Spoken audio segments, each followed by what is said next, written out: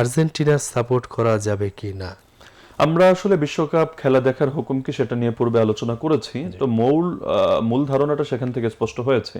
দ্বিতীয় বিষয় থাকলো কোনো দলের কথা যদি আসে, তো যেখানে খেলা দেখাটাই অবৈধতার কাতারে পড়ে যায় সেখানে কোনো দল আলাদা করে মেনশন করার খুব বেশি প্রয়োজন নাই। এরপরও যদি কথা থাকে তাহলে সেই ক্ষেত্রে আর্জেন্টিনা তাকে কেউ যদি মহব্বত করে, সমর্থন করে, এই মহব্বত তো আসলে আল্লাহর জন্য হবে না। আর যে মহব্বত আল্লাহর জন্য হয় না, ইসলাম আসলে সেটাকে খুব বেশি উৎসাহিত করে না। উপরন্তু তাদেরকে মহব্বত করার কিছু ক্ষতির দিক আছে, যেমন আমরা মেসির ক্ষেত্রে দেখেছি, সে ইহুদিদের পক্ষাবলম্বন করেছে, জায়নিস্টদের পক্ষাবলম্বন করেছে, অথচ পৃথিবীতে এমন অনেক তারকাও আছে যারা এই ফিলিস্তিনের পক্ষে, মাজলুমদের পক্ষে আওয়াজ তুলেছে।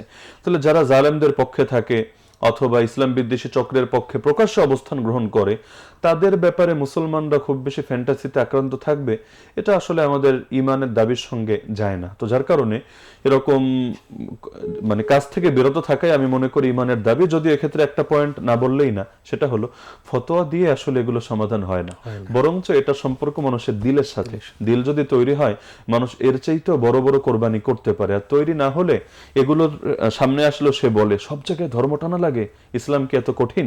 তো যার কারণে আমরা এটা আশাবাদী যে মুসলমান ইনশাআল্লাহ ধীরে ধীরে দিলটাকে ইসলামী চেতনা দ্বারা সমৃদ্ধ করবে, তখন অনেক কিছু মানাই সহজ হয়ে যাবে ইনশাআল্লাহ।